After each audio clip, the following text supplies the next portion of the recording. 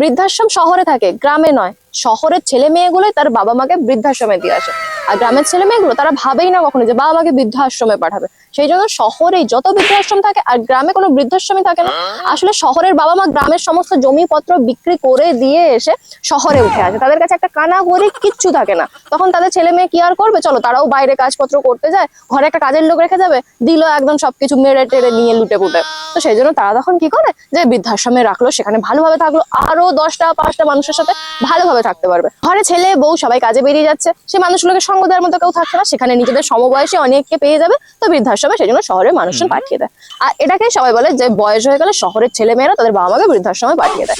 কিন্তু গ্রামের মানুষরা কেন বৃদ্ধাশ্রমে পাঠায় না জানো? কারণ গ্রামের বাবা মা গুলো তাদের ডোবা থেকে শুরু করে, জমি থেকে শুরু করে, বাড়ি থেকে শুরু করে, খাল থেকে শুরু করে, বিল থেকে শুরু করে সবকিছু নিজের নামেই রাখে। তারা ছেলের মেয়ের নামে কোনো কিছু একটা কুটো পর্যন্ত দেয় না। এমনকি ছেলে বউ যে ঘরে থাকে তাদেরকে সবসময় হুমকি দেয়, বেশি কিছু ট্যাঁটা করবি তো ওখান থেকেও বঞ্চিত করে দেবো। আসলে গ্রামের বাবা মা গুলো প্রচুর চালাক হয়, এরা বোঝে যদি সবকিছু ছেলের নামে করে দিয়েছি ব্যাস অমনি বৃদ্ধাশ্রমে পাঠিয়ে দেবে। ওই জন্য গ্রামের বাবা মা গুলো সব সময় নিজের জমি জমা ডোবা খাল যা কিছু আছে নিজেদের নামে রাখে। তারপর দেখা যাবে ছেলের নামে পরে হবে হবে, ততদিন ছেলেকে বলবে একদম বেশি টুনটা করবি না, এই যে ঘরে রাখছি খেতে দিচ্ছি এটা থেকেও বাদ দিয়ে দেবো। সেই জন্য গ্রামে কোনো বৃদ্ধাশ্রম থাকে না, আর শহরে বৃদ্ধাশ্রম ভর্তি থাকে।